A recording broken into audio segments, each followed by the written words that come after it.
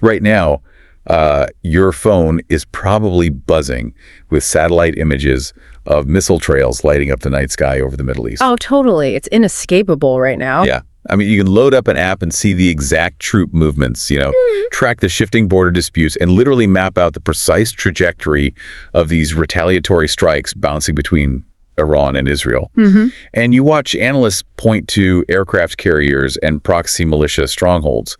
It's a highly visible, highly measurable geopolitical crisis that just has the entire world on edge. Right, and we crave that visibility. We really do. Yeah. Because it gives us this illusion of comprehension.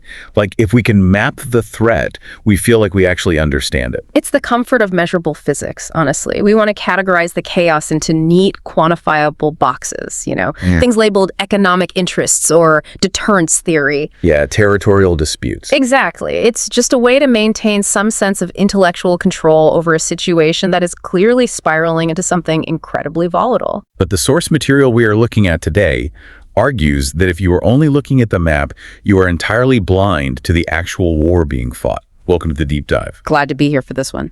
Today, we are immersing you in a fascinating, deeply philosophical framework that attempts to explain this escalating high-stakes conflict involving Iran, Israel, and the United States. Yeah, we are pulling from an excerpt titled The Invisible War: Spiritual Perspectives on Global Conflict. Right. And instead of offering a standard breakdown of military strategy, this text proposes a theological and spiritual lens to understand the root of these global events. It demands a complete paradigm shift. I mean, the source forces us to look past the visible geography and ask what might be occurring in a dimension we cannot measure with satellites. Or seismic sensors, yeah. It's an exploration of the unseen forces that the text argues are actively driving the visible destruction. Now, before we go any single step further, I want to speak directly to you listening to this right now. Because this material touches on highly charged, ongoing political conflicts and relies on very specific religious viewpoints, we need to establish our parameters. That is so important to clarify up front. Absolutely. Our goal today is absolutely not to take any side. We are not here to endorse a specific theology, nor are we here to validate or invalidate the political stances of any of the nations involved. Right. Because the geopolitical reality on the ground is immensely painful and the history is just incredibly complex. It really is. So our role in this deep dive is strictly to act as impartial analysts. We're just mapping out the ideas contained in this specific source material to understand how this unique perspective frames and explains global chaos. Okay, let's unpack this. How do we possibly bridge the gap between physical hypersonic missiles flying through the air and abstract spiritual theology? That's a massive leap, for sure. It is. I was reading through the source's explanation of this dual reality, and I kept trying to visualize how these two layers are supposed to interact mechanically. So think of global conflict like an extraordinarily complex computer system. In the physical world, we easily recognize the hardware. The physical machine, basically. Right. In the context of the Middle East, the hardware is the intricate web of U.S. alliances, Iranian proxy networks, Israeli defense strategies. The fighter jets, the diplomatic treaties. Exactly. That is the hardware. But the source argues you cannot understand why the machine is executing such destructive commands unless you acknowledge an invisible software layer running underneath it all. What's fascinating here is how the source grounds this software analogy in ancient text to explain the mechanism of action. Yeah, tell me about that part. Well, the document anchors its premise on a specific verse from the Christian Bible, Ephesians chapter 6, verse 12. It states that the ultimate struggle humanity faces is not against flesh and blood, meaning the true enemy is not actually other human beings, but against spiritual forces of evil. Wow. Yeah. The text uses this to argue that the physical war is merely the outward manifestation, like the screen display, of an invisible spiritual operating system. Which is a wild concept to reconcile, when literally every war in human history is fought by and destroys flesh and blood. Oh, absolutely. It challenges everything about how we usually analyze history. But if we take the source's premise, human grievance acts almost like a basic line of code. Right. Like left alone, a territorial dispute is just a dormant complaint. But the source argues these spiritual forces act like a malicious compiler. Oh, I like that way of putting it. Yeah, they take that basic line of code, rewrite it into an executing virus of absolute hatred, and run it through the hardware of a nation's military. And the text puts a finer point on that by emphasizing that this spiritual perspective doesn't erase the political reality. Right. Doesn't mean the hardware doesn't exist. Yeah, exactly. The source acknowledges that the economic sanctions, the historical land claims, the shifting balance of power, all of that is very real. The argument is that the spiritual layer goes much deeper, providing the foundational moral direction or misdirection that turns a simple political disagreement into a mandate for slaughter. And this brings up a massive structural issue for me. If we accept this premise, we immediately run into a brick wall regarding human accountability. The free will problem. Yes.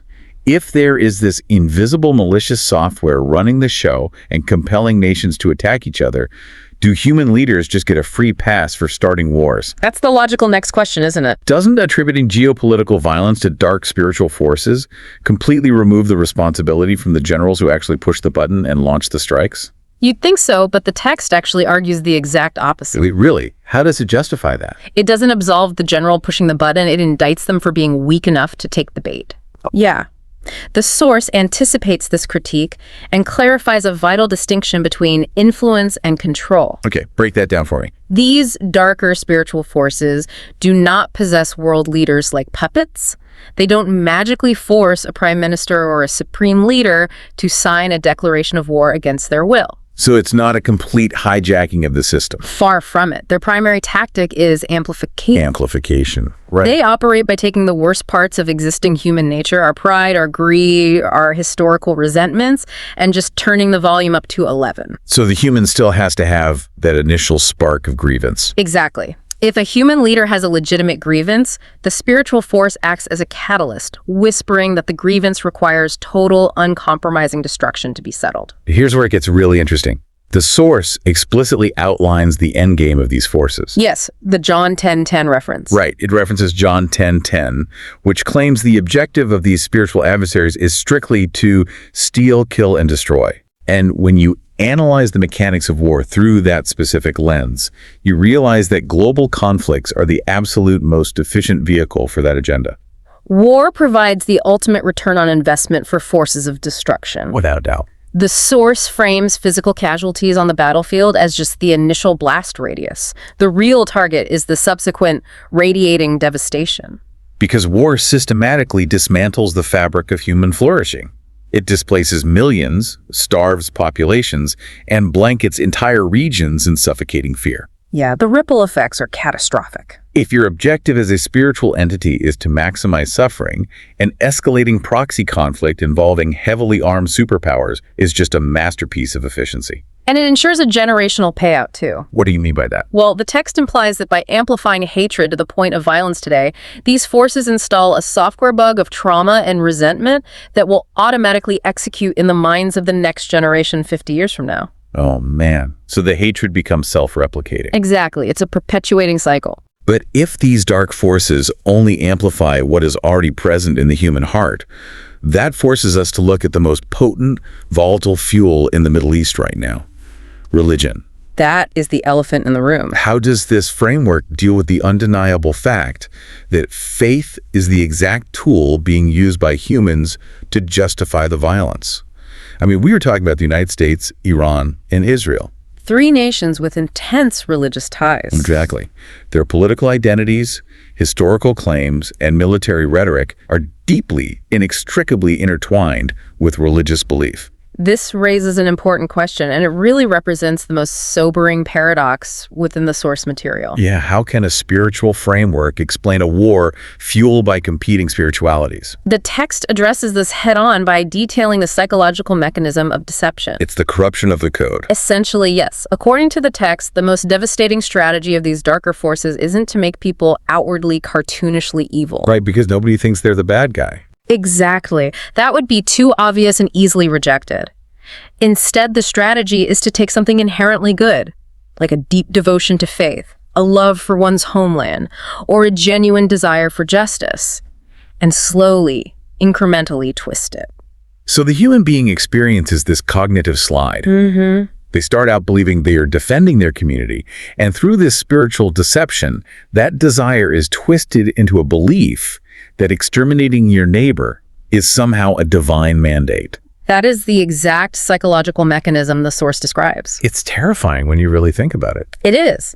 If these forces can twist faith so that it fuels hatred and supremacy instead of empathy and love, they achieve a monumental victory. Because you can't argue with a divine mandate. Right. The text notes that people are deceived into believing they are acting as instruments of righteousness, doing God's will, when in reality they have been manipulated into serving the very forces of destruction they believe they are opposing. You are doing the work of the enemy while proudly wearing the uniform of the righteous. Perfectly said. The psychological armor that provides is just terrifying. Because a person convinced their violence is holy cannot be reasoned with at a diplomatic table. No, they can't. They feel morally superior while committing atrocities. And the text points out that this mechanism of deception isn't limited to the battlefield either. Where else do we see it? The source notes that we can observe the symptoms of this amplification in the rapid spread of fear and the hyperpolarization happening in everyday society. Like on social media. Exactly. The anger is just amplified everywhere. Which brings us down from the macro level of superpowers and geopolitics to the micro level of the individual. The everyday people. Yeah. The source shifts the spotlight to the people who actually bear the brunt of this invisible war. Because when we analyze the news, we habitually hyper-focus on the governments. Oh, for sure. It's all about the leaders. We debate the efficacy of Israel's Iron Dome or the range of Iran's ballistic missiles. We talk about the strategic posturing of the United States. We obsess over the hardware. While entirely overlooking the environment in which that hardware operates. Yes, we overlook the civilians. The families and children who never asked for the conflict, who are not participating in the geopolitical chess match, but who are the ones whose neighborhoods are reduced to rubble. It's devastating. And the text elevates this beyond just acknowledging that civilians suffer. It posits that their suffering is the actual point of the invisible war. Right, because traumatized, broken populations are fertile ground for the next cycle of amplified hatred. Exactly. Yeah. If we connect this to the bigger picture, the text transitions from this sociological observation into practical instructions for those observing the chaos. It outlines how an individual is supposed to operate within this framework. And what's the first directive? It's as simple as, it is incredibly difficult, do not panic. Which feels entirely counterintuitive when you are watching a region inch toward a broader regional war. It really does, but the text insists that panic is a symptom of succumbing to the amplification of fear. Ah, I see. The directive is to remain spiritually alert, to recognize the invisible software running the physical hardware. And this is where the source radically redefines what the individual's response should be. Because it demands a shift in focus. You aren't supposed to cheer for a geopolitical team. Exactly. The text argues that praying for one specific nation to achieve a crushing military victory over another is a fundamental misunderstanding of the conflict. You're just feeding the machine at that point. Right, that is playing into the hands of the visible physical war. It's essentially rooting for the malicious compiler to execute its code. So what are you supposed to do instead? The instruction is to pray for peace, to pray for wisdom to guide the leaders away from pride, and to pray for the physical and spiritual protection of the innocent civilians caught in the crossfire. So what does this all mean? Why does this specific, highly theological perspective matter to you, the listener, right now, regardless of your personal religious beliefs? It's a fair question to ask. You might be listening to this, analyzing the headlines and thinking, I don't believe in spiritual warfare, demonic forces, or invisible operating systems. And that is a completely fair intellectual position. Totally. But the reason this text is so compelling to analyze is that it reveals a profound sociological truth that holds up under any secular scrutiny. It identifies the fundamental limit of diplomacy. Exactly that. Nations can gather in Geneva, sit down at long mahogany tables, and sign all the peace treaties they want. They can redraw the geographic maps, Establish demilitarized zones, shake hands for the cameras, all of it. But if the underlying hatred, pride, and desire for vengeance remain alive in the human heart, another conflict will inevitably erupt. the treaty is just a patch on the hardware. It doesn't fix a fundamentally corrupted software system. It's the realization that true lasting peace cannot be legislated from the top down. It has to be cultivated internally. The cycle of violence in the Middle East or anywhere else on the globe only breaks when individuals make the conscious, agonizing choice to resist the impulses of anger. When they refuse to let their legitimate grievances be compiled into hatred. That internal resistance is the only way to defuse the bomb.